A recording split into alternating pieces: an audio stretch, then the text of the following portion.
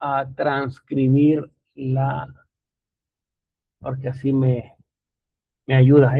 La tecnología está cada día más increíble, me facilita muchísimo.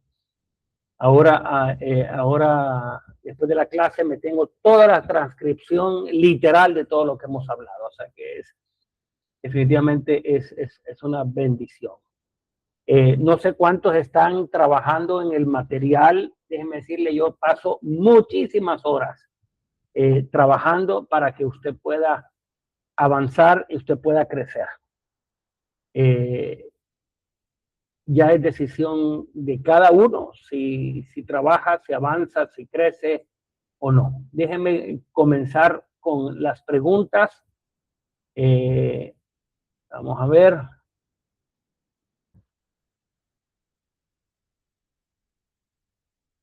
Ok, aquí estamos. Déjenme comenzar con el final de la semana pasada, que deberíamos estar haber llegado, y son las preguntas de reflexión de la primera semana. Y hicimos 3 preguntas, están en el material, y luego hicimos unas preguntas de autoevaluación y preguntamos cuáles son los 3 tipos de iglesia que describe mejor donde has estado congregándote en los últimos años. Y hablamos de la iglesia emocional, la iglesia estancada o la iglesia conformada.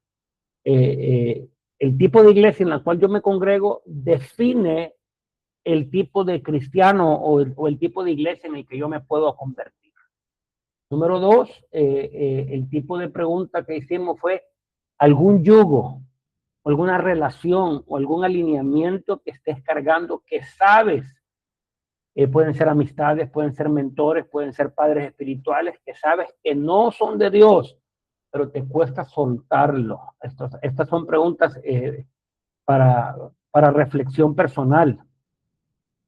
Y la tercera pregunta era, si tuvieras que describir el estado real de tu corazón hoy en 3 palabras, ¿cuáles serían esas 3 palabras que pueden describir el estado real de tu corazón? La intención de las preguntas, déjeme cerrar esto. La intención de las preguntas es que podamos tener un momento de vulnerabilidad, un momento interno propio de autoconocimiento en la vulnerabilidad. Hay un principio y es que yo puedo confrontar lo que puedo ver. Si no puedo ver, no lo puedo confrontar. Y si no lo puedo confrontar, eso que no confronto se establece en mí como una estructura. Y entonces es donde muchos hemos caído, y me incluyo, en el autoengaño. Que podemos creer que estamos y no estamos. Que vamos bien, pero nos sentimos estancados. Entonces necesitamos, yo defino la identidad en 3 principios. Uno es el autoconocimiento. Tú puedes desarrollar lo que puedes ver, hablando de dones, de talentos. El problema de no ver la capacidad que Dios me ha dado es que no la puedo desarrollar. La parábola de los talentos nos muestra que cuando el Señor dueño de los talentos le entrega los talentos a 1 a 5, 1 a 2 y otro a 1, Él midió la capacidad de cada uno y se la dio de acuerdo a la capacidad. De acuerdo a lo que ellos podían multiplicar, de acuerdo a lo que ellos podían. No fue favoritismo que quiso más a uno, quiso más a otro. Fue una medida precisa de la identidad y la capacidad de cada uno. Ahora, vemos que cómo respondió el de 5, vemos cómo respondió el de 1. El que respondió como 1 lo hizo desde una identidad quebrada, que no pudo ver su capacidad. Por eso es importante que aprendamos a discernir nuestra capacidad, que podamos aprender a vernos a nosotros mismos, que podamos aprender a conocer y discernir cuáles son mis dones, cuáles son mis talentos, pero también aprender a ver el estado de mi corazón. porque lo que yo puedo discernir de mí mismo lo puedo confrontar. Si no lo confronto, se establece. Y si se establece, se crea una estructura. Y la estructura se forma un patrón de pensamiento. El patrón de pensamiento se forma como una mentalidad y la mentalidad se establece como una conducta permanente. Por eso es importante y por eso hacemos estas preguntas. Si tuvieras que describir el estado de tu corazón actual, sí, ¿cómo lo describirías? Si no has hecho si no has respondido todavía, te doy 30 segundos para que puedas escribir 3 palabras. ¿Cómo está el estado de tu corazón? ¿Inquieto, intranquilo, inseguro, en paz, en seguridad? ¿Cómo está? Y esto es importante. Entonces, luego hicimos otra pregunta en el material. 78 páginas no es nada. Las vamos a trabajar en 9 semanas. Esta es nuestra segunda semana. Y entonces, la segunda de reflexión, que sería ya la autoevaluación, hablamos acerca de, vamos a ir a la siguiente página, la autoevaluación de la semana 1, para quienes trabajaron el material, respondieron las preguntas introductorias, las preguntas de la semana 1, es ¿qué se movió en ti esta semana? ¿Hubo incomodidad? ¿Hubo claridad? ¿Hubo resistencia? O sea, ¿qué pasó dentro de ti? O sea, si estamos trabajando, Dios nos permite a través de la vulnerabilidad confrontar cosas, que se muevan cosas. ¿Hay algo en la práctica de esta semana que te evitó o que no pudiste terminar? ¿Qué te detuvo? ¿Qué te está paralizando? Número 3, ¿estoy listo para avanzar? Es decir, ¿estamos listos para avanzar hoy o necesito quedarme un tiempo más aquí? O sea, hay quienes necesitan más tiempo para procesar algunas cosas. Y vamos ya con esto, quiero siempre arrancar con el final de la semana pasada. Entonces vamos a hablar esta semana 2, abriendo los ojos de tu corazón, viendo desde el espíritu, no desde la herida. Cuando yo no veo, y esto es lo que comencé hablando acerca del autoconocimiento, si la herida se esconde a través de la justificación, a través de la justicia propia, nunca podré ser sanado. Y mucha gente se esconde en la religiosidad y por eso no pueden ser sanados, porque la religiosidad es un espíritu de autoengaño. Pues mire lo que dice 2 Corintios 4:18. Al no poner nuestra vista en las cosas que se ven, sino en las que no se ven. O sea, tenemos que remover la mirada de las cosas naturales, sino y poner las cosas en las que no se ven, porque las cosas que se ven son temporales. O sea, eso habla de un cambio de perspectiva, pero las que no se ven son eternas. O sea, Dios, a lo largo de la palabra, vemos que Dios siempre trabajó con el cambio de perspectiva. El cambio de perspectiva lo vemos en Gedeón, lo vemos en Moisés, lo vemos en David, lo vemos en el apóstol Juan, lo vemos en el apóstol Pablo, lo vemos en Pedro. O sea, a lo largo de la Biblia es importante aprender a discernir cuando Dios nos está llamando a un cambio de perspectiva. El cambio de perspectiva viene precisamente cuando se confronta nuestra identidad. Nunca podrá haber un cambio de perspectiva si no hay un cambio de identidad. La perspectiva está íntimamente ligada con la posición y es la perspectiva lo que te permite desarrollar la visión. Y sin visión perecemos. Entonces es importante que podamos entender en este cambio de perspectiva. ¿Por qué necesitamos cambiar la perspectiva?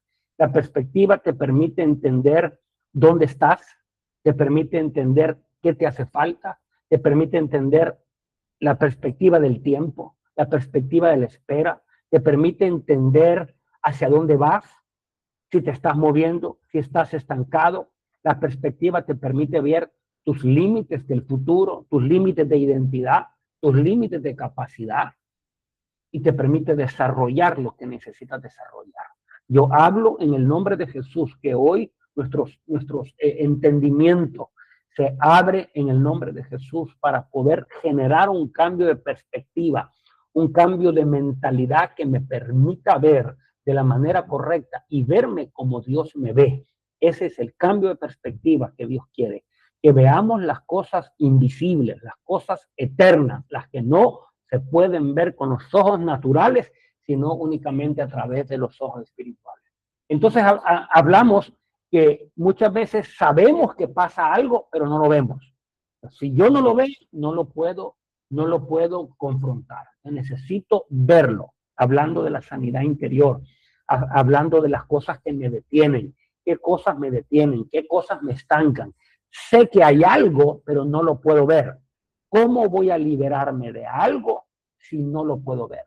Hoy, esta reunión de hoy se trata de aprender a ver. Necesitamos ver con claridad. Esta semana vamos a trabajar la raíz del autoengaño. O sea, ¿por qué es imperante que podamos descubrir cómo, como dice Lucas 6:46, cómo puedo decirle a mi hermano, déjame sacarte la paja que tienes en el ojo cuando yo mismo tengo una viga, porque estoy en una situación de un autoengaño? Entonces necesito autodescubrir, necesito a través del autoconocimiento, necesito aprender a verme hacia adentro para poder liberar la verdadera identidad. ¿Qué cosas te detienen? ¿Qué cosas te frenan? ¿Qué están provocando estancamiento? ¿Qué genera temor? ¿Qué genera ansiedad en tu vida? ¿Qué genera pánico, temor, inseguridad? ¿Qué está generando en tu vida? La presión social, la expectativa de la familia, ¿qué está? Aprender a lidiar con estas cosas. Entonces, veamos cómo se construye la narrativa o la historia de las vidas alrededor de lo que es la marca del dolor. Entonces, toda experiencia que nosotros tenemos, y déjeme decirle, todos tenemos experiencias de dolor. Entonces, el corazón la procesa y muchas veces el corazón interpreta una cosa de una manera que otra persona lo puede interpretar de una manera distinta. Entonces, la forma en la que yo interpreto una historia se convierte en cómo yo cuento mi historia, cómo me la cuento a mí mismo, y eso marca mi identidad. Situaciones que pasaron en la niñez, situaciones que pasaron que yo las interpreté de cierta manera. Entonces, todo comienza con un evento. Todos hemos tenido situaciones de dolor, de rechazo en nuestra niñez, en nuestra infancia, en nuestra adolescencia. Y ese evento doloroso generalmente no sabemos procesarlo de la manera correcta. Y al no procesarlo de la manera correcta, el corazón lo interpreta de una manera que muchas veces es distinto a la verdad. Y cuando el corazón lo interpreta, la interpretación emocional es: nadie me quiere, siempre termino solo, siempre me rechazan, nadie me quiere. O sea, y hay muchas maneras en las que podemos interpretar. De hecho, hay hermanos que viven la misma situación que interpretan el evento de diferentes maneras.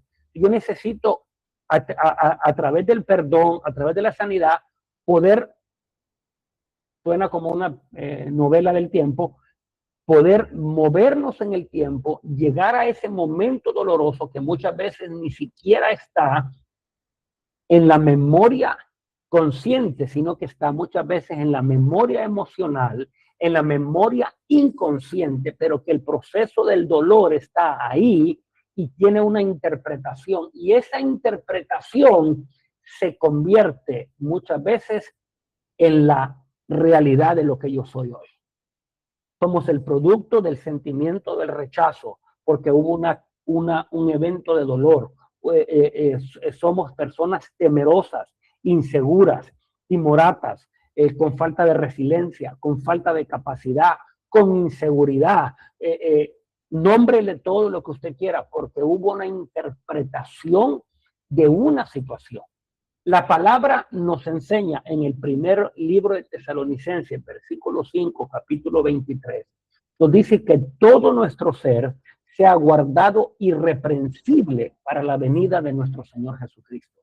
O sea, esto habla, cuando hablamos de todo nuestro ser sea guardado irreprensible para la venida de nuestro Señor Jesucristo, habla de que necesitamos aprender a trabajar de manera integral el espíritu, cómo liberar el espíritu del hombre, cómo liberar el alma del hombre desde sus partes más íntimas.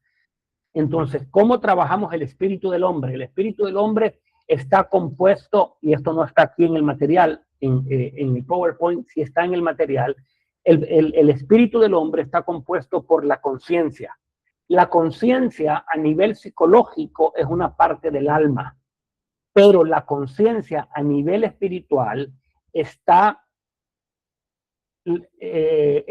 compartida entre el alma y el espíritu. Cuando el alma no es redimida, ejerce influencia sobre la conciencia del hombre, nublando la conciencia, cauterizando la conciencia y creando una conciencia débil. Esto usted lo encuentra a lo largo de la escritura. Una conciencia débil se contamina con cualquier cosa. Entonces aquí vemos estados generales de culpa generalizada, todo es pecado, todo es malo, todo, porque hay un problema de conciencia, porque el alma está influenciando por una estructura religiosa, una estructura de condenación, una estructura de dolor, la conciencia del hombre, y resulta que todo es pecado. Entonces vemos estados de una conciencia alterada, que no puede recibir el testimonio de la verdad, no puede recibir el testimonio del Hijo, siempre están peleando con la orfandad, siempre están peleando con el temor, peleando con el dolor, peleando con la inseguridad, porque tienen una conciencia alterada que no puede recibir la verdad y el testimonio de Jesús. Entonces, ¿cómo trabajamos con la conciencia? Hebreos 9:14 dice, ¿cuánto más la sangre de Cristo limpiará nuestras conciencias de obras muertas? Si la conciencia está anulada, si la conciencia espiritual está confundida, débil, herida, dañada o cauterizada, no podemos recibir el testimonio de la adopción, el testimonio de la santidad, el testimonio de la libertad, y por eso vivimos en estados, y hay mucha gente en la iglesia que vive en estados de esclavitud permanente, que no pueden salir porque tienen un estado de la conciencia cauterizada, débil y dañada. Esto usted lo encuentra a lo largo de la escritura. La segunda operación del espíritu es la intuición. A ver. Disculpe, hay alguien en el chat que dice que está esperando por entrar. No sé si es que usted le tiene que dar por allí acceso. Ya está todo el mundo adentro. Sí, creo que ya. Dice apellido que... Sí, ya está adentro la pastora Janet. Ya está. Gracias por avisarme. Ok, gracias.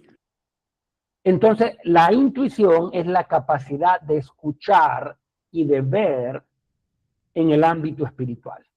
Entonces, ¿cuándo dejamos de ver? Cuando nuestra conciencia está cauterizada. Perdemos la habilidad, perdemos la capacidad, perdemos el discernimiento, perdemos ¿por qué? Porque la conciencia no recibe. Entonces, la voz de Dios entra a través de la intuición espiritual. Es algo espiritualmente natural y algo naturalmente espiritual, porque la voz de Dios habla y continúa hablando de manera permanente. Habla y continúa hablando. La intención del enemigo es cerrar la conciencia para que la voz de Dios sea anulada, porque si no hay testimonio en el espíritu del hombre, dudamos de lo que estamos escuchando, y la intención del enemigo es robarte la voz de Dios. Si el enemigo te roba la identidad, te robó la voz. Y al robarte la conciencia, te roba la capacidad de la voz. Y eso provoca ceguera y sordera. ¿Cuántos aquí? Mi pregunta, ¿cuántos aquí han dejado de escuchar? ¿Cuántos aquí tenían sueños y dejaron de soñar? ¿Cuántos aquí escuchaban la voz de Dios, tenían revelación en la Escritura y de repente usted no sabe en qué momento usted dejó de escuchar? Porque el enemigo de manera intencional no se engaña y el enemigo trabaja por repetición. El enemigo no trabaja de manera creativa o innovadora. El enemigo trabaja de manera repetitiva y el enemigo de manera repetitiva provoca estados de ignorancia, provoca estados de temor e inseguridad, provoca y mantiene los estados emocionales heridos. Por eso el enemigo no quiere que usted sea sano. El enemigo, y entonces genera permanentemente estados de inseguridad, de temor, para mantener tu estado emocional herido, cautivo. ¿Para qué? Para robar tu identidad. Y cuando roba tu identidad, roba tu expresión en la capacidad de tus dones, de tus talentos. Y cuando roba tu capacidad de dones y talentos, no puedes expresarte. Y cuando no te puedes expresar, entras en una pelea por una mayor actividad, pierdes el descanso y entonces estás esforzándote por lograr algo que nunca vas a lograr porque ya perdiste la capacidad.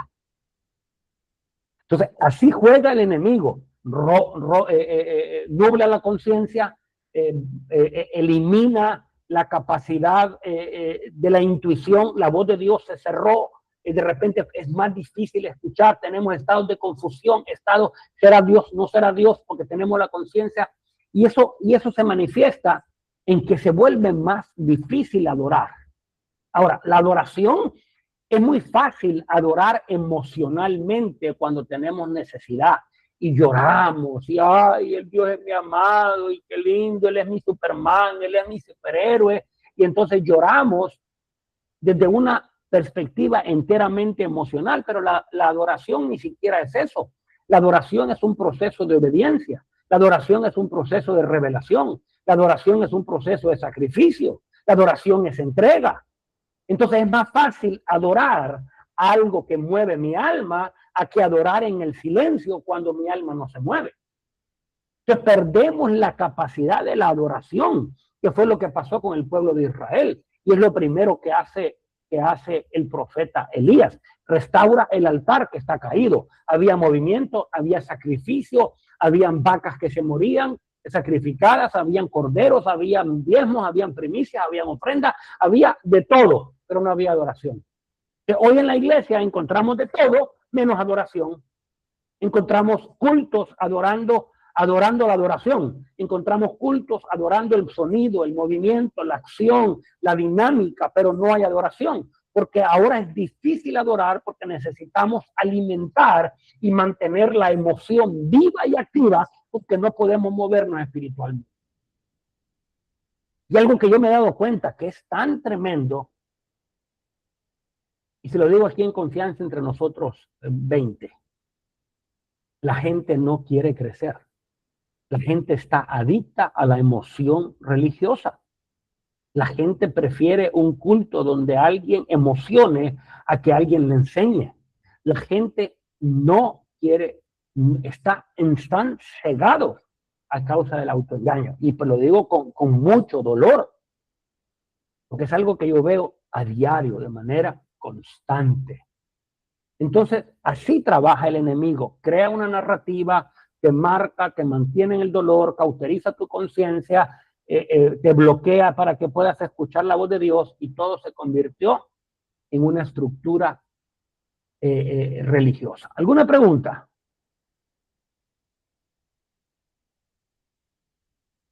Vamos a ver algo. ¿No hay preguntas? Entonces bueno, voy a continuar. Ok, sigamos entonces. Aquí viene la pantalla, todavía aquí llegó.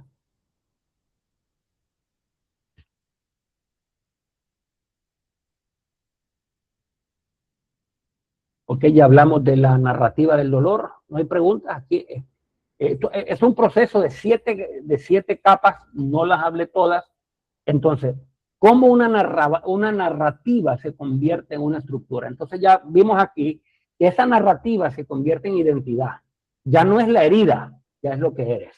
Entonces, esto se convierte en una estructura interna. ¿Por qué? Como lo dije en un principio, lo que no se confronta. Ahora, ¿qué es lo que vamos a confrontar? El evento doloroso debe ser confrontado. Debe ser confrontado la interpretación del corazón que te dijo, no sirves, no puedes, estás rechazado, no te amas. Se va a confrontar ese sentimiento que se generó para poder confrontar la identidad alterada en la que nos encontramos. Entonces, lo que no se confronta se permanece. Lo que no permanece se establece como una estructura. Y la palabra dice que las armas de nuestra milicia no son carnales, sino poderosas en Dios para la destrucción de estructuras, fortalezas mentales, estructuras que se establecen y luego que se establecen como patrones de pensamiento. Y déjeme decirle, la herida no se queda permanente en una persona, se mueve y se multiplica y llega a tus hijos y llega a los hijos de tus hijos, porque se estableció como una mentalidad de pobreza, mentalidad de miseria, mentalidad de orfandad, mentalidades religiosas, mentalidades de esclavitud. Y esa mentalidad genera una conducta y la conducta se multiplica. Así, una interpretación a algo que aconteció, que lo malinterpreté, como pasó en la parábola de los talentos. Él interpretó que Dios era injusto, él interpretó que Dios era duro, él interpretó de que él no podía, no tenía, y que Dios es injusto. Por eso dijo, voy a esconder el talento. O sea, la parábola de los talentos no es una parábola de finanzas, es una parábola de identidad. ¿Cuántos nos podemos identificar con la parábola de los talentos? Porque es una parábola que habla de una identidad que no puede expresar la capacidad y termina escondiéndose en temor. Lo mismo que pasó en el huerto, en el jardín del Edén. Entonces la narrativa se convierte en esa estructura. Ahora, ¿cómo generamos transformación? ¿Cómo vamos al cambio? Entonces, necesitamos comprender que la identidad se basa en la revelación de quién es Dios. Ahora, si es un asunto de revelación, tengo que ir a lo profundo de mi espíritu. Y con la ayuda del Espíritu Santo necesito identificar qué me está impidiendo, qué me está deteniendo, qué me está frenando a recibir la revelación que debe llegar a mi conciencia a través de la intuición para poder adorar y salir de una actividad religiosa, eclesiástica, en esas formas de iglesia conformada, iglesia emocional, iglesia estancada, en las que me he convertido porque somos el reflejo de la iglesia en la que nos congregamos, aunque el pastor sea muy bueno, muy amable, muy amoroso, puede estar estancado porque no expresa la verdad de su identidad, puede estar estancado, puede estar conformado, aunque sea muy lleno de amor. El problema es que el autoengaño no te permite ver dónde estás, no te permite ver en el estado real en el que te encuentras. Solamente la revelación con quién es Dios te permite ver quién tú eres. Entonces yo quiero hablar en esta noche que tu conciencia está siendo limpia por la sangre de Cristo y tu conciencia puede recibir testimonio de verdad. Tu conciencia puede recibir hoy el testimonio de libertad. Tu conciencia puede recibir el testimonio de Jesús, que es el espíritu de la profecía, para entrar en un proceso de adopción y regeneración en el nombre de Jesús. Apocalipsis 19 dice que el testimonio de Jesús es el espíritu de la profecía. El testimonio de Jesús llega a tu conciencia y se activa, se libera el espíritu de la profecía y puedes ver quién es Dios. Dios es tu Padre, Dios es tu Señor, Dios es tu Rey y no importa nada a tu alrededor, solamente lo que importa es quién es Él. Entonces, el testimonio de Jesús está ligado con el espíritu de la profecía que nos permite recibir el testimonio de la adopción, el testimonio de que somos hijos, el testimonio de la libertad, el testimonio de la vida que se mueven en el espíritu del hombre, en la conciencia del hombre, para activar la capacidad de oír y de ver. Hoy tus oídos se abren en el nombre de Jesús. Tus oídos y tu entendimiento se abren en el nombre de Jesús. Entonces, a mayor revelación, mayor identidad. Es proporcional. Conozco quién es Dios, esa revelación crece, tu identidad crece, porque yo soy un reflejo de lo que Él es. Yo soy un reflejo de quién es Dios. A mayor revelación, mayor identidad. Ahora, cada vez que hay una revelación, va a provocar una confrontación. ¿Con qué te va a confrontar? Eso es lo que tú tienes que descubrir. ¿Qué necesitas confrontar en tu vida? Falta de perdón, amargura, dolor. ¿Qué acto, qué situación provocó una narrativa en tu vida que tú interpretaste como dolor, como rechazo, que tú interpretaste y has creado una estructura de vida alrededor de un evento que pasó hace 40, 50 años y todavía estás viviendo con esa mentalidad de temor, de rechazo, de dolor, porque tu corazón lo interpretó de esa manera? Eso tiene que ser confrontado, porque vamos en el camino hacia la libertad, vamos en el camino hacia la vida. Dios quiere hacerte verdaderamente libre. Hoy yo hablo que hay una libertad que está viniendo sobre tu vida. No vamos a confrontar el autoengaño de una falsa libertad. Como los fariseos decían, somos libres, nunca hemos sido esclavos, somos hijos de Abraham. O sea, el poder de la religión nos autoengaña y nos hace creer que tenemos libertad, pero vivimos enmarcados en el temor, en el miedo, en la inseguridad, en el rechazo, en el fracaso, en el dolor, en la incertidumbre. Si hay marcas de temor en tu vida, todavía hay una marca de esclavitud. Vamos a confrontarlo, porque toda confrontación te va a llevar a una decisión, y la decisión es dónde y a quién vas a obedecer. Y esa decisión es probada con el tiempo y te provoca la renovación y la reestructuración de tu mente. Vas a confrontar pensamientos, paradigmas, ideas, y tu mente va a ser restaurada y va a ser sanada, y eso te va a llevar a la transformación de una verdad revelada. Ahora, entendamos algo. La sanidad es un proceso. Y aquí está el proceso. No es un evento. No es ir a un encuentro y en 3 días se resolvió tu vida. No es ir a un culto. No es, o sea, es parte de, y cosas maravillosas pueden pasar en una reunión. Cosas maravillosas pueden pasar en los servicios. O sea, es cosas, Dios puede visitarnos y sanarnos, pero la reestructuración de la mente, la sanidad del alma, la sanidad de las emociones, es un proceso de confrontación a través de la revelación, donde Dios va de manera permanente, como dice 2 de Corintios 5:17, creo que dice, de tal manera pues que si alguno está en Cristo, la palabra más importante ahí es estar es decir, de manera permanente. Estoy en Cristo, el tiempo pasa, pero yo permanezco en Cristo, y cuando estoy en Cristo, las cosas viejas van siendo hechas nuevas. Mi mente, mis emociones, mis heridas van siendo sanadas. No es un proceso instantáneo, es un proceso. Y entonces eso nos lleva a poder detectar señales. Vamos a ver ahora, un momento, voy a parar esto para ver si hay alguna pregunta importante, porque a mí se me olvida que hay gente aquí. Entonces necesitamos dialogar un poquito. Si no, agarro así como que el avión que se va, sin freno. ¿Alguna pregunta? ¿Estamos claros?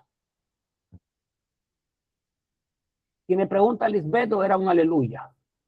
A ver. Pues más que nada, apóstol, es eso de la confrontación, que creo que esa es la parte que necesitamos para que nosotros podamos entender o podamos nosotros comprender cuál es el área donde nosotros tenemos que trabajar. La confrontación creo que es la parte más importante y poder trabajar en eso. Creo que importante y prioritario es poder desafiar el poder del autoengaño. Porque Adán y Eva se autoengañaron y Dios les pregunta, ¿quién les enseñó que estaban desnudos? O sea, siempre que hay un autoengaño es porque hay una voz que nos anuncia algo, nos invita a algo, nos ofrece algo distinta a la verdad de lo que Dios habla. ¿De cuál es ese autoengaño? Y ese autoengaño puede venir desde un evento en el pasado, una herida, un trauma, un dolor, una marca de rechazo, tantas cosas que pueden... Y luego el autoengaño religioso. O sea, nos sorprendería cuánto engaño religioso los fariseos se movían, por ejemplo. Y Jesús, en Mateo 23, Jesús les hace una confrontación tremenda y les dice, fariseos hipócritas, que diezman la menta, o sea, lo más pequeño, pero dejaron a un lado la justicia y la verdad. Esto era necesario, hablando de los diezmos, pero dejaron de hacer lo otro, comenzaron a diezmar, ofrendar y hacer cosas en injusticia, comenzaron a tener relaciones de deshonor, o sea, comenzaron a hacer un montón de cosas desde una identidad falsa. Y ese es el problema del autoengaño. El cerrarme a la verdad de Dios y escuchar una voz que no tiene nada que ver con la verdad, que me esconde. Y eso refuerza mi dolor y refuerza mi rechazo. Entonces, ¿por qué Adán no corrió hacia la voz que lo sanaba, sino que corrió de la voz que lo sanaba y se escondió? Porque había una voz que le había dicho algo, le ofreció una identidad que no era la verdadera. Entonces, la confrontación es necesaria, pero el autoconocimiento es requerido para poder descubrir las cosas que tengo que confrontar, porque si no puedo ver, entonces, ¿qué voy a confrontar? Entonces necesitamos abrir nuestros ojos. ¿Qué voy a ver? ¿Qué hay en mi interior? ¿Qué hay en mi corazón? ¿Qué hay dentro de mí? ¿Qué marcas? ¿Qué interpretaciones hice? Y a la larga voy a terminar amando como me amaron. O sea, como yo interpreté el amor, así yo voy a amar. En temor, en miedo, en sobrecompensación, en sobreprotección.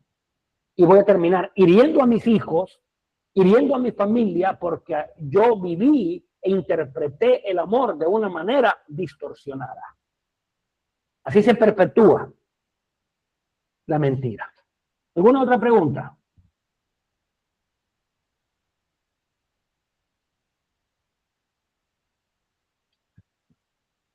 O soy un extraordinario maestro y todo queda tan claro cuando yo explico, o soy tan mal maestro que nadie entiende nada y entonces nadie puede preguntar nada. Voy a creerme que soy un maestro muy bueno y que explico muy bien, entonces. Apóstol Gerardo, aquí estoy.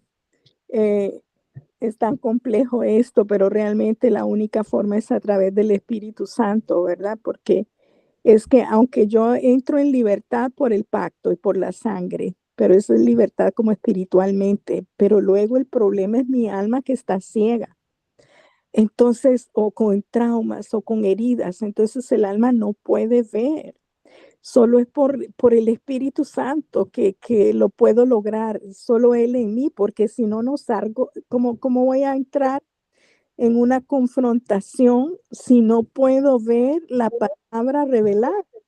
Entonces tiene que revelármela el Espíritu, es la única forma. Amigo, me gusta mucho Romanos 8:13 que dice que yo solo puedo vencer mi carne por el Espíritu Santo. No hay otra manera de que yo me venza a mí misma. ¿Cómo? No es por razonamiento, porque esto no es por el pensamiento en sí, es por la revelación espiritual que impacte mi alma, porque si mi espíritu mi espíritu está hecho nuevo, pero mi alma quiere seguir gobernando sobre el espíritu. Y no sabemos cómo entrar en este proceso de que mi espíritu unido al Espíritu Santo sea el centro de mi gobierno, para que de ahí entonces el alma se abra. Entonces no nos enseñan eso, no sabemos cómo comer esto, cómo hacerlo. Entonces por eso caemos en patrones religiosos que no nos sanan y se termina yendo al psiquiatra para sacar la ansiedad, la angustia y tomando medicamentos, porque tenemos la gloria de Dios dentro de nosotros, pero no nos han enseñado cómo abrirla, cómo vivir en ella.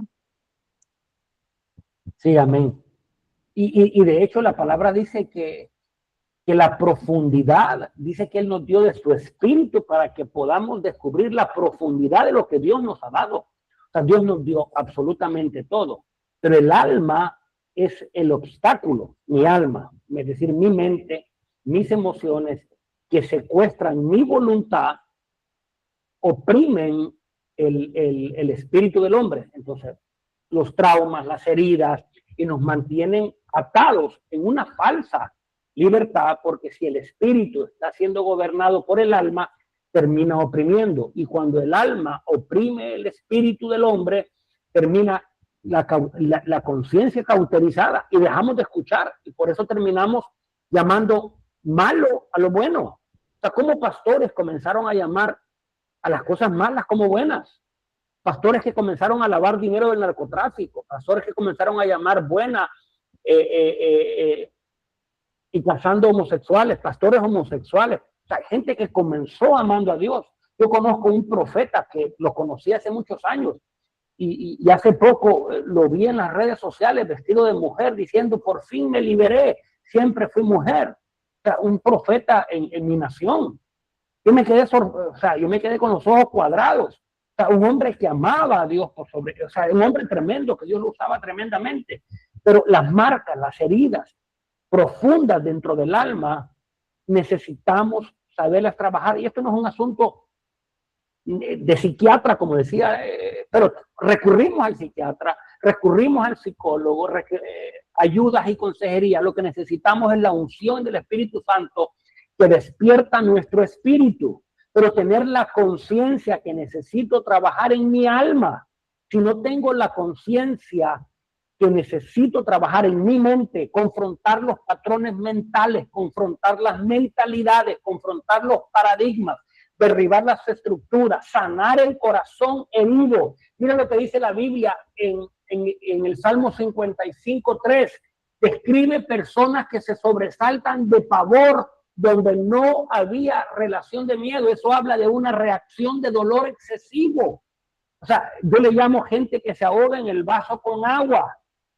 La gente que se ahoga, aquí no hay nadie, pero la gente que se ahoga en un vaso con agua habla de una marca de dolor. Y entonces le dura 3 semanas. O sea, sentimientos reprimidos que provocan una conducta apática o silenciosa. Ezequiel 11:19 habla de un corazón de piedra. O sea, la Biblia habla de actitudes del alma. Todo el libro de los Salmos, usualmente el libro de los Salmos, 250 salmos, usualmente comienza con una carga del alma, donde el salmista está en una situación compleja y luego él pareciera como que reacciona y como que termina en el espíritu, pero siempre terminó en el alma, diciendo, ¿por qué te abates, oh alma mía? ¿Por qué te angustias dentro de mí? Alaba a Dios, porque aún hay que adorarle. Entonces entra en ese proceso, actitudes dominantes o relaciones personales de inseguridad, supersensibilidad a situaciones adversas, necesidades compulsivas de escuchar afirmación, pobre imagen o complejos de inferioridad o manifestaciones de orgullo, visión pesimista, la gente pesimista, diferentes temores a la muerte, al abandono, a la soledad, son marcas de orfandad.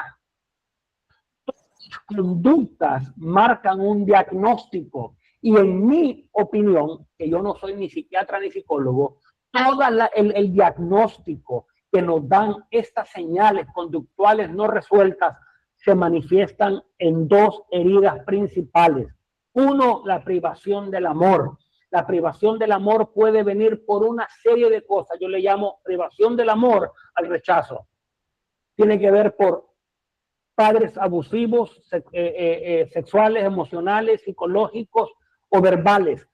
O la sobreprotección a un niño es una marca de rechazo, marcas de traición, de abandono. Toda lo que es la privación del amor marca con el rechazo. Y el rechazo siempre termina en una marca de orfandad. Esas dos, en mi opinión simplista, son la esencia de la herida del ser humano, que se expresa, como lo hablamos el martes anterior, en las 9 marcas de la caída en el alma del ser humano. Y eso es algo que tenemos que confrontar. Este laboratorio se llama Camino de la Sanidad y la intención es que usted lo pueda trabajar. Los martes únicamente es un tiempo para conversar, dar un pequeño marco, poder orar por ustedes, pero usted necesita pelear por su sanidad. Tiene todo el material, imprímalo. Solo son, me decía alguien, qué barbaridad, 80 páginas. Y solo son 80 páginas, no es nada.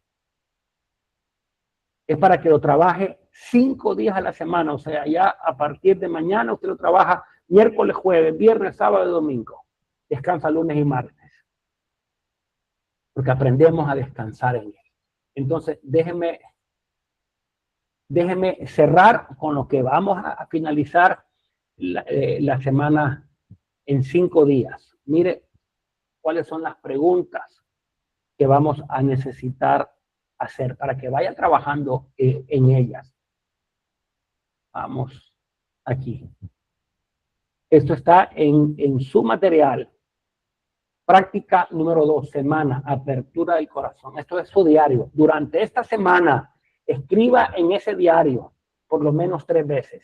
Primera entrada, escriba un evento doloroso. Si no recuerda ninguno, pida al Espíritu Santo, recuérdame qué me ha marcado. Y escríbalo sin editarlo, así como lo sintió, como usted siente que fue. Número 2, ¿qué historia usted construyó de ese evento? ¿Cómo se sintió? ¿Qué narrativa usted tiene? Y tercera entrada, ¿esa historia es verdad o es una interpretación desde el dolor? ¿Cómo se vería esa historia reinterpretada desde la verdad de Dios? Porque existe una diferencia. Yo necesito visitar la historia desde la verdad. La historia me dice una mentira de algo que no es, porque Dios te dice, eres mi hijo. El dolor te dice, no lo eres. Entonces, practique estos 3 puntos. Y las preguntas de reflexión, ahí están para que usted las trabaje durante esta semana. ¿Alguna pregunta?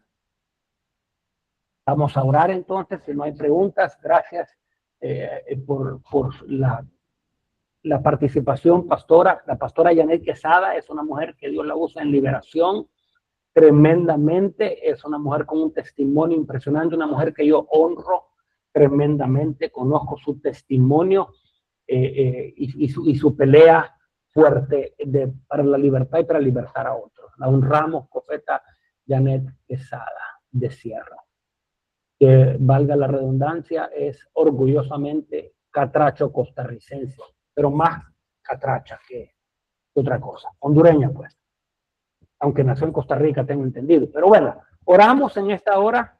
¿Iba a decir algo, profeta Janet? Gracias, que Dios me los bendiga. Es un honor estar aquí, escucharle. Y bueno, no sé, yo cuando lo escucho digo, pero ¿dónde estudiaría psicología?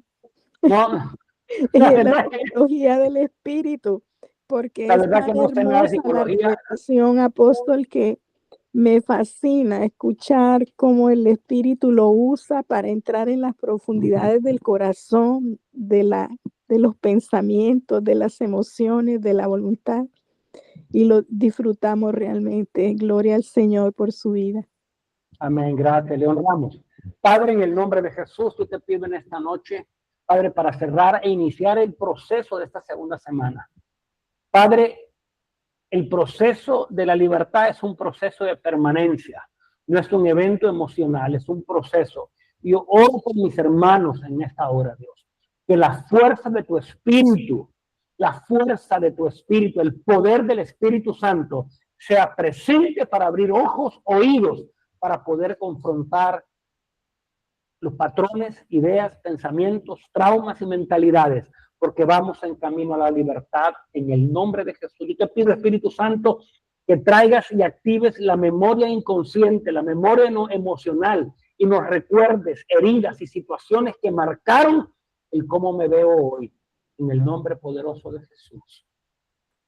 Amén y amén. Ya saben, preguntas durante toda la semana, siempre estoy a un WhatsApp de distancia. Bendiciones a todos. Buenas noches. Amén. Bendiciones. Bendiciones, buenas noches. Bendiciones a todos. Bendiciones.